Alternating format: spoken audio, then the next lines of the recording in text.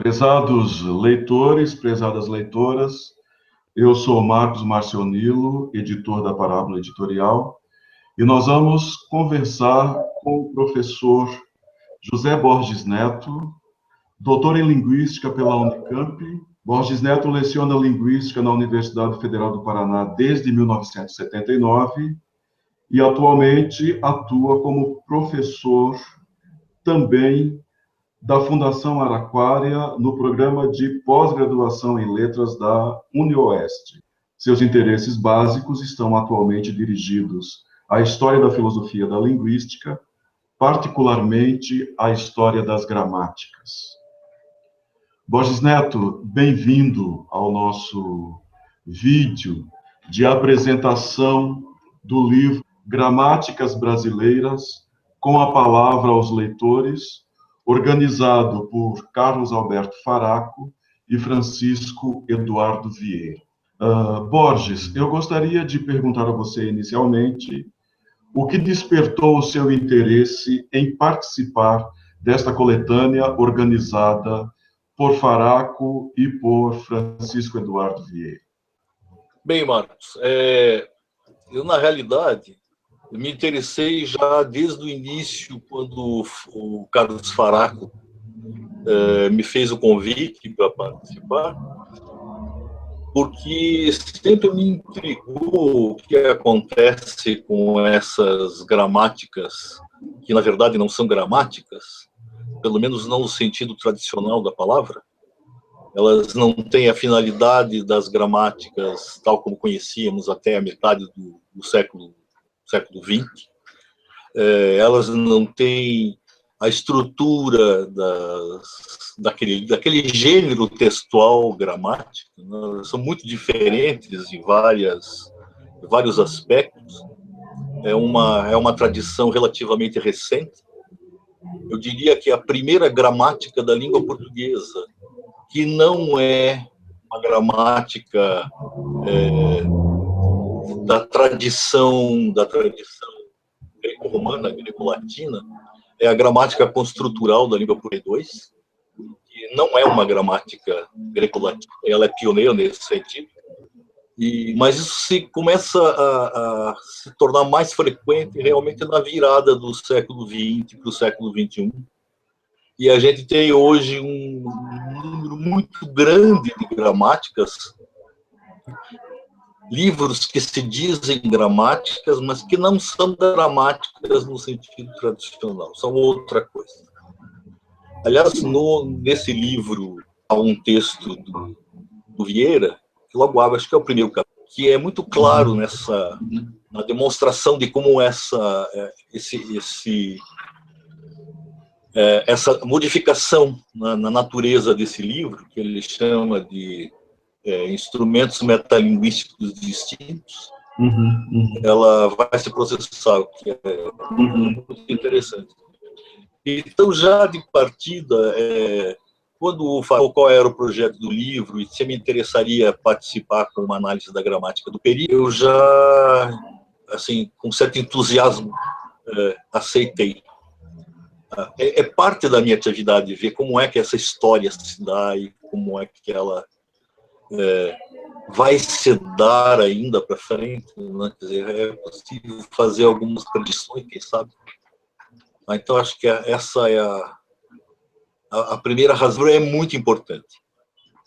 Junto com que os autores se manifestam, esse livro é muito importante, porque nós estamos num momento de mudança, nós estamos num momento de mudança de paradigma, quem sabe. O Borges Neto é autor do capítulo Gramática do Português Brasileiro, de Mário Perini. Borges, neste capítulo, um dos temas que você destaca é a insistência do Perini, enquanto autor da Gramática do Português Brasileiro, naquilo que ele chama de alfabetização científica dos alunos. Esse conceito de alfabetização científica dos alunos poderá ter quais reflexos na sala de aula, na educação básica, inclusive na gramática do português brasileiro, o Perini avança a ideia de que estaria para fazer um texto destinado à educação básica. E ali mesmo você avança também o conceito de naturalização da teoria gramatical como algo que impediria ou retardaria essa alfabetização científica dos alunos. O que você diria aos nossos leitores, aos nossos ouvintes a respeito dessa questão? Eu acredito que, como o Perini, eu acredito no lugar para a gramática na escola, para estudo de gramática na escola, mas enquanto iniciação científica. Assim, já sabemos, estamos carecas, alguns mais que carecas, de saber que a gramática não serve para nada se pensarmos em letramento, se pensarmos em redação, se pensarmos em norma culta, enfim. E, portanto, acho justo que se pense na retirada dos estudos gramaticais da escola. Mas sabemos também que a escola traz outro tipo de conteúdo que não apenas esses conteúdos, digamos, mais úteis, práticos ou socioculturais,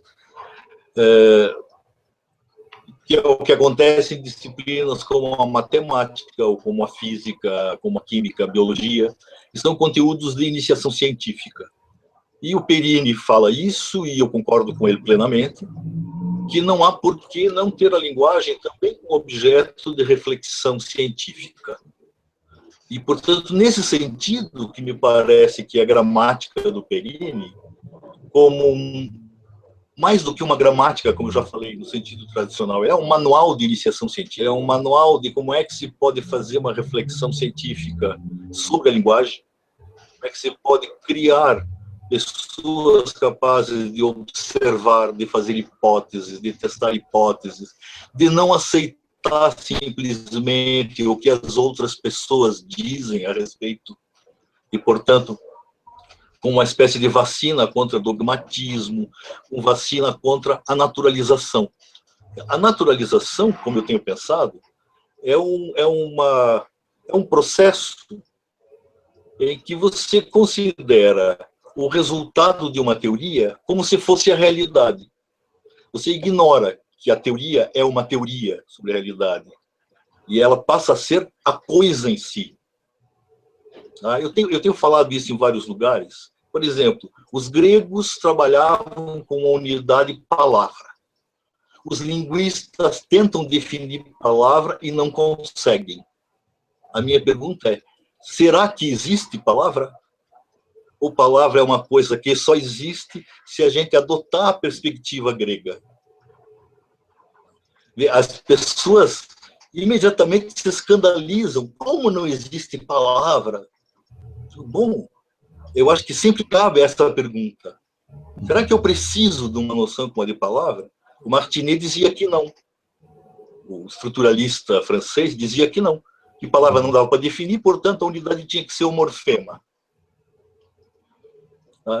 As pessoas não se perguntam mais sobre as coisas que os gregos disseram sobre a língua. E eu acho que essa alfabetização científica, de certo modo, ela pode levar a respeito disso. Ela pode formar pessoas que não engolem simplesmente só porque a tradição sempre tratou assim. Eu tenho falado, escrevi algumas coisas sobre isso, sobre, por exemplo, a distinção entre flexão e derivação, que é uma distinção que só faz sentido se a gente adotar a ideia de palavra e paradigma da gramática greco-latina. Se nós adotarmos qualquer outra perspectiva morfológica, a distinção entre flexão e derivação desaparece. Se eu considerar que uma palavra é um conjunto de morfemas, a palavra menino, ela tem o morfema raiz, o morfema masculino e o morfema de singular. E a palavra meninas tem o morfema raiz, tem o morfema de feminino e o morfema de plural. Logo, elas são duas palavras diferentes, porque elas são dois conjuntos diferentes de morfemas. Portanto, não é a mesma palavra que se flexiona. Isso só é possível numa greco-latino.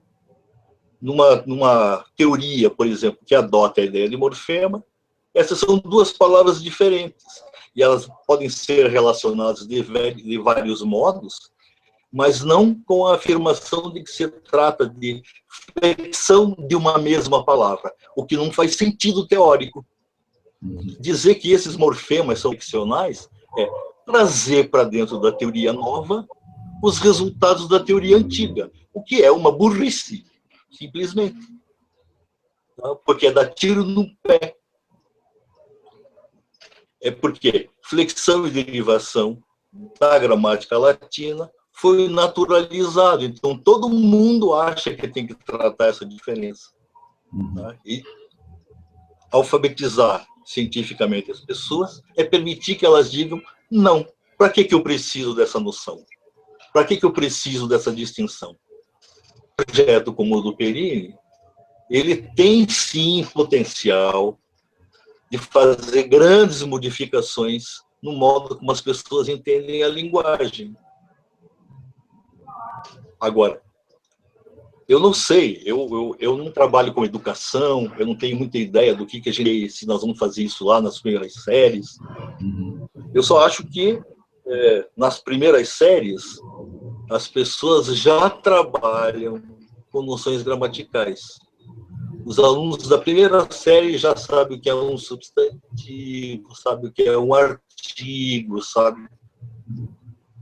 Tá certo? O que vai acontecer é que essas coisas que são apresentadas informalmente nas primeiras séries e durante toda a escolarização, na hora de serem sistematizadas, os professores não têm alternativa, elas são sistematizadas, são organizadas na forma de uma gramática que vem pronta, numa gramática que vem cheia de erros, cheia de defeitos, cheia de inconsistências, porque em tempo que as pessoas pensavam de outro jeito. As pessoas... Então, você ter, na hora de sistematizar isso, estou imaginando que é ensino médio, aí alguma coisa parecida que vai ser feito isso. Como no período que se faz física, biologia, enfim. Né? Porque eu entendo que isso é iniciação científica. Então, nesse momento em que se sistematizariam essas noções, recebendo na escola informalmente o tempo todo, teria que ser por algum tipo que não apresentasse a coisa pronta, que apresentasse a coisa como um processo científico de observação, de levantamento de hipóteses, de testagem de hipóteses, de contradição, de apresentar o contraditório o tempo todo, a posição crítica. Então, eu entendo, sim, que funcionaria desse jeito. Não sei se a limitação que o Perini faz ao sintático, especificamente, seria o mais adequado. Enfim, posso não concordar com isso, eventualmente. Acho que, no entanto, é um lugar fácil de fazer isso, tá? E que pode ser feito, e que é útil, porque mesmo quem não trabalha com sintaxe, trabalha com, sei lá, discurso, em um momento ou outro precisa dessas noções linguísticas e acaba pegando da gramática tradicional e acriticamente. Então, os analistas do discurso vão falar de sentença, os analistas do discurso vão falar de palavra, os analistas do discurso vão falar de flexão, tá? Mas vão pegar sempre da gramática. Então, mesmo que essa iniciação científica não fique limitada ao sintático, ou não fique limitada ao nível sentencial, tá? Tenha outras coisas, o nível sentencial também é necessário. Entendo que o Perini também não pode querer fazer tudo ao mesmo tempo. Ele começou por causa da sua formação de sintaticista. Sempre foi. Então, não há... Isso acho que não é um grande problema. Isso pode ser uma limitação do projeto, enfim, mas não é um grande problema. Enfim, acho que é basicamente essa a ideia.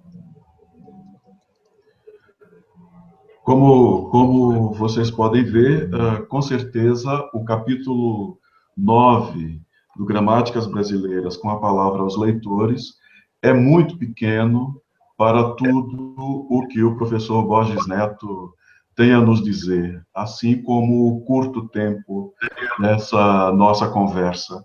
Borges, muito obrigado por esse seu tempo, por essa participação. Eu que agradeço. Nós vamos gravar um segundo vídeo com Marcelo Alessandro Limeira dos Anjos, que é autor de um dos capítulos, o capítulo 6º do nosso Gramáticas Brasileiras com a Palavra aos Leitores, organização de Carlos Alberto Faraco e Francisco Eduardo Vieira. Marcelo, eu quero agradecer a sua participação em nosso livro. No capítulo 6º, Gramática da Língua Portuguesa Padrão, a obra de Amine Boyanai Howie, publicada em 2014, você faz um percurso histórico, primeiramente, para se concentrar na análise crítica da gramática da língua portuguesa padrão. Pensando nessa perspectiva crítica, o que é que você teria a dizer aos nossos leitores a respeito da leitura que você faz dessa obra publicada em 2014 pela Universidade de São Paulo? Boa tarde a todos, boa tarde, Marcos. Antes de qualquer coisa, eu gostaria de agradecer, primeiramente, ao professor Faraco por ter me convidado a participar desse projeto, que é um projeto que, né, eu acredito que vai marcar esse panorama da gramaticografia brasileira, não tenho nem dúvida disso. O Faraco te diria, não precisa agradecer, ele bem sabia quem ele estava convidando. Coisa boa. E eu tenho plena certeza de que essa obra vai dar muito o que falar. E agradecer a você, não conhecia você, e espero que essa oportunidade renda outros bons frutos no futuro. Então, respondendo ao que você me perguntou, eu tenho me preocupado já há algum tempo com questões concernentes ao ensino. Eu acho que todo professor, por mais que não atue especificamente com o ensino de gramática, ele acaba tendo que, uma vez ou outra, se posicionar sobre o tema. E eu tenho, desde o começo da minha formação, enveredado por esse caminho. De modo que, por mais que eu tenha me afastado no mestrado e no doutorado da temática, ela sempre esteve, de algum modo, presente na minha vida. E a oportunidade de fazer um capítulo como esse só me fez ficar cada vez mais atraído pela temática, né? Voltar, mais uma vez, à proximidade dela. Quanto ao aspecto crítico que você mencionou, e aí eu já remeto ao último capítulo, né, do próprio livro, que é o capítulo Faraco e Pelusiera, que é uma tentativa muito bem sucedida de fazer uma síntese comparativa de todas as obras. A conclusão a que nós chegamos é basicamente a mesma. Talvez de todas as obras analisadas, a gramática da Howie talvez seja aquela que mais se filie, que mais mantenha o pé na tradição, né? Apesar de ser uma obra que se baseia num projeto, né, no resultado do doutorado dela, que é o da necessidade de uma gramática padrão da língua portuguesa, o que a gente conseguiu observar é que essa tentativa revisional, já anunciada no projeto anterior, ela acabou não. Então, eu tive inicialmente o cuidado de fazer uma análise da obra anterior, né, o da necessidade, que é uma obra com um projeto muito interessante, citada algumas vezes, né, o Perini, por exemplo, cita essa obra, e eu tive o cuidado de tentar verificar de que modo esse projeto revisional anunciado nessa obra anterior, ele se efetivava ou não na gramática padrão dela. E eu comecei, fiz obviamente as minhas seleções, analisei alguns pontos da parte pré-textual, e analisei também alguns conteúdos que eu considero, alguns conteúdos que são chave para você entender que o autor vai ou não, de certo modo, se afastar do discurso tradicional, né? E o que eu observei em linhas gerais, eu tenho todo cuidado de dizer que não é uma análise completa que eu faço da obra, então deu para observar, analisando especificamente alguns pontos, como regência, colocação, vozes verbais, e também algumas definições de algumas classes de palavras, o que foi possível observar é que, de fato, não há uma coerência e não há também uma continuidade no sentido de ela levar às últimas consequências o projeto revisional anunciado por ela mesma na obra anterior. O que fica bem nítido da análise é que ela firma o pé na tradição, ela faz uma série de apagamentos de obras que poderiam ajudar bastante nessa proposta revisional. Observe que a obra dela é de 2014, quer dizer, uma obra posterior à publicação da gramática, né? E essas obras são apagadas. De modo que o que a gente observa é que essa tentativa revisional ela não se efetiva, né? Quando a gente parte para a análise desses itens, isso fica muito claro. Por exemplo, para ilustrar um caso que eu acho que marca muito bem, né? Que é um tema que eu, inclusive, vou tentar desenvolver como um projeto de pós-doutorado. A questão tão complicada da colocação dos pronomes na frase, né? A famigerada colocação pronominal. Para se ter uma ideia, ela ainda trabalha, especificamente em perífrases verbais, ela ainda trabalha com aquela noção, com aquele tipo de estrutura sintática tipicamente portuguesa, ou do pronome enclítico ao verbo auxiliar, ou do pronome enclítico ao verbo principal, né? E faz, em forma de observação, quer dizer, como uma curiosidade, né? A menção à forma tipicamente brasileira, que seria o pronome entre os dois verbos, mas sem uma união por hífen. E deixa muito claro, textualmente, que essa forma não é a forma encontrada nos textos escritos, né? Quer dizer, fica evidente que falta uma pesquisa empírica, porque afirmar que uma forma como essa, que é a forma mais consagrada ao português de hoje, e eu falo de português escrito culto, né? Não estou falando de modalidade oral, mas no português escrito culto, essa é a forma mais consagrada. E o comprometimento dela não é com esta forma, né? A mesma coisa você pode observar quanto à regência verbal. O verbo preferir, por exemplo, ela insiste, né, em não fazer nenhuma observação quanto ao uso do verbo com os intensificadores e assim por diante. Quer dizer, é um tipo de abordagem tipicamente tradicional porque sequer vislumbra um uso culto na modalidade escrita, né? Simplesmente isso é ignorado. Os autores que ela menciona são autores do passado. O Laudelino Freire, por exemplo, é um mencionado para defender uma das teses dela, e isso fica muito nítido, e eu faço essa observação também, quando ela faz alguma menção ao tratamento que ela vai dar na obra ao corpus. Ela faz uma crítica evidente a esse atrelamento das obras ao passado, sobretudo ao passado literário, mas é tudo que ela faz. O que ela critica é exatamente o que ela faz, né? Ela vê como um problema esse atrelamento ao passado, mas o que ela seleciona para compor o corpus da obra dela é justamente isso, né? São os textos constitucionais e são basicamente textos literários, com uma que ela mesma dá do poeta português Fernando Pessoa, de modo que ainda numa contradição interna, porque o que ela diz que a crítica faz. E assim você consegue observar em outros temas da discussão que se tem travado sobre voz passiva analítica ou sintética. Ela em nenhum momento problematiza qualquer uma das duas, né? não menciona, apesar de fazer referências constantes ao Matoso Câmara, mas não problematiza o que o próprio Matoso Câmara já problematizou sobre voz passiva sintética.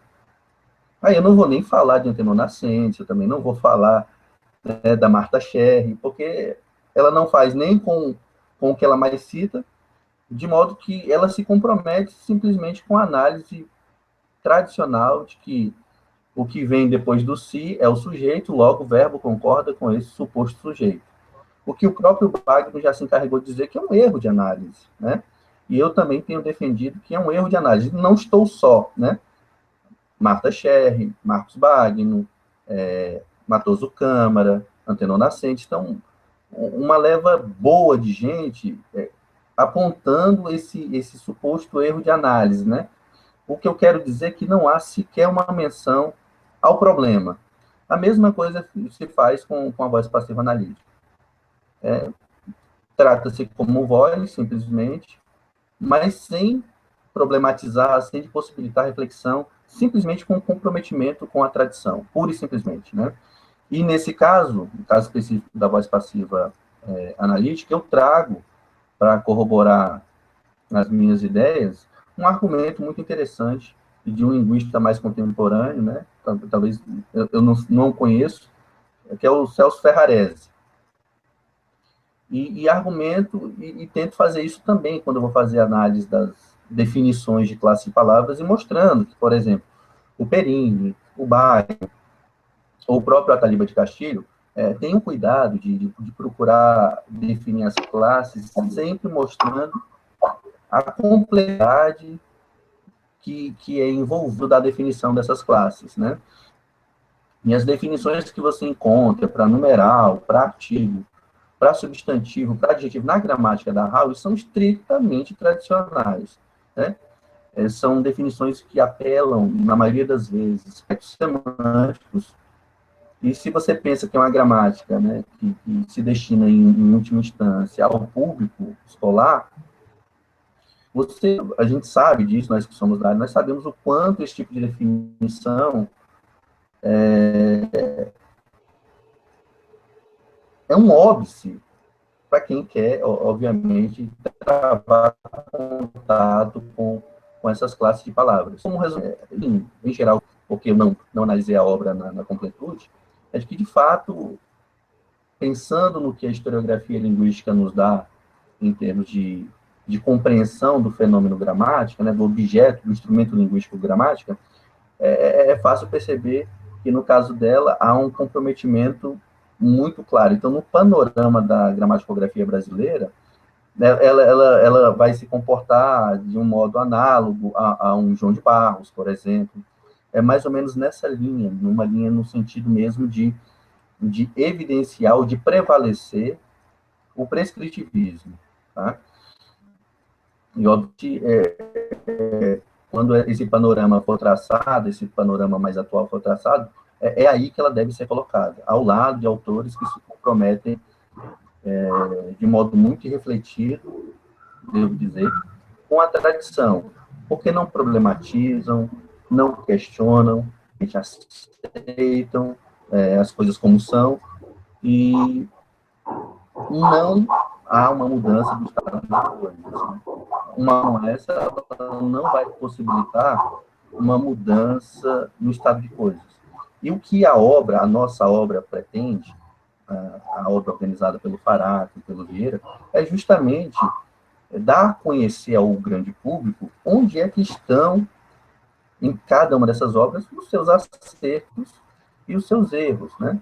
Obviamente, eu devo destacar como um grande acerto na obra da Howe o fato de ter sido um projeto pensado de modo preliminar, quer dizer, ele foi baseado num projeto revisional, como eu já mencionei, anterior, fruto de um trabalho de doutorado, e isso tem um mérito muito grande, porque, principalmente no componente sintático, ela consegue apontar alguns problemas quanto às definições, quanto à flutuação das análises, né, sobretudo análise sintática, e isso é um aspecto positivo que se deve destacar na obra dela. Mas, como resultado geral, ela vai ficar no panorama da gramaticografia brasileira como uma autora que se compromete explicitamente, né, com a tradição, no sentido de não problematizá-la, de não proceder a alguma revisão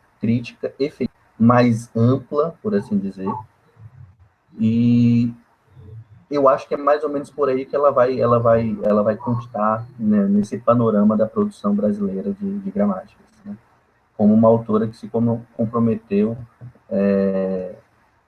às últimas consequências com esse projeto tradicional, que precisa, nós sabemos, ser revisto, não abandonado. O linguista às vezes é mal entendido, Wagner já discutiu isso, porque ele é acusado de um certo relativismo, que não é o caso, né? O que o linguista defende é justamente a necessidade de muitos aspectos da gramática. E eu menciono alguns pontos que eu acredito que precisam compor um objetivo maior de produção de uma gramática, como o Wagner chama, né, de uma gramática ecumênica. E esse objetivo passa por um trabalho como feito pela Maria Helena de Moura Neves, com o corpus, né, o tratamento dado ao corpus nas obras da Maria, o próprio Francisco Borba, que acreditamos ser o mais adequado para o corpus, e, obviamente, como consequência de tudo isso, também enfrentar os problemas de definições, de dupla análise, de pontos ou muito polêmicos, outros pontos que precisam ser abandonados, né? Revisão do quadro pronominal, as regras de assim por diante.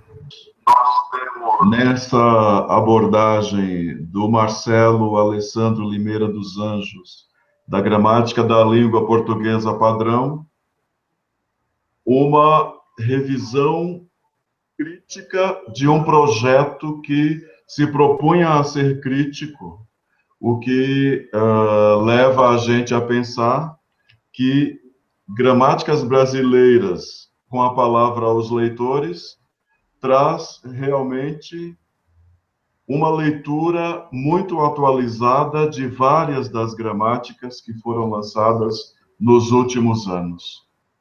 A participação do Marcelo é uma participação muito rica e a gente recomenda a todos os leitores que prestem muita atenção a este capítulo que ele agora acaba de sintetizar.